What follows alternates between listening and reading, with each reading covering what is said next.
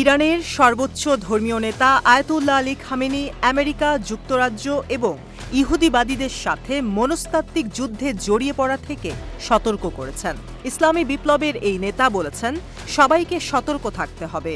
শত্রুদের এই কৌশলের লক্ষ্য জনগণের মধ্যে ভয় জাগানো এবং পিছু হটতে বাধ্য করা। খামেনি কোহগিলুয়ে এবং বোয়ের আহমেদ প্রদেশের একটি সংগঠনের সদস্যদের সাথে বৈঠককালে এই মন্তব্য করেন।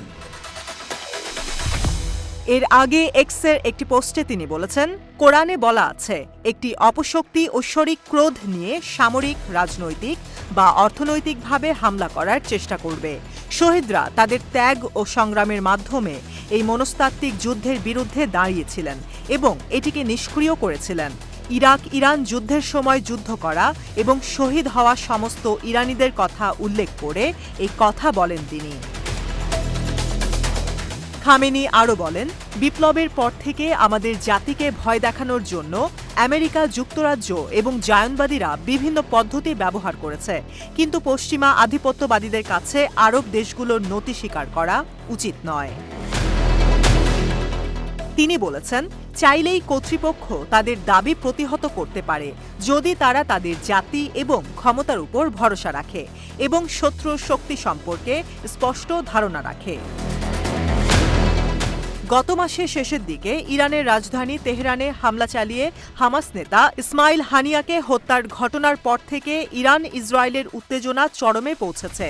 তীব্র এই উত্তেজনার মধ্যে খামেনি এই কথা বলেন। ইসরায়েলের নজিরবিহীন আগ্রাসনের জবাব দিতে ইরান সম্পূর্ণরূপে প্রস্তুত বলেও জানান তিনি। এর আগে আয়াতুল্লাহ আলী খামেনির উপদেষ্টা আলী শামখানি বলেছিলেন, তেহরানে হামাস প্রধান হানিয়াকে হত্যার পর ইসরায়েলের বিরুদ্ধে কঠোর এবং জোরালো প্রতিশোধ নেয়ার প্রস্তুতি চলছে। শামখানি শনিবার এক্সের একটি পোস্টে লিখেছেন, আইন, কূটনীতি এবং মিডিয়ায় এমন একটি পরিবেশ তৈরি হয়েছে যে শত্রুকে কঠোর শাস্তি দেওয়া প্রয়োজন, কারণ তারা কেবলমাত্র বল প্রয়োগের ভাষা বোঝে। অন্যদিকে পশ্চিমা মিডিয়াগুলো ইরানের সঠিক প্রতিক্রিয়াকে ভুলভাবে উপস্থাপন করছে।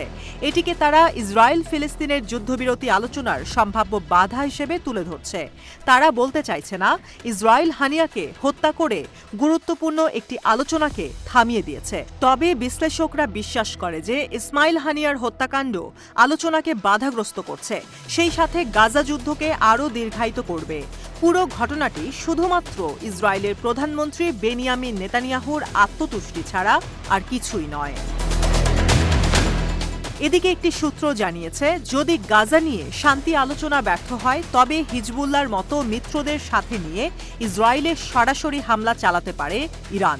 এছাড়া ইসরায়েলের পক্ষ থেকে আলোচনা বিলম্বিত করার চেষ্টা করা হলেও এমনটা হতে পারে।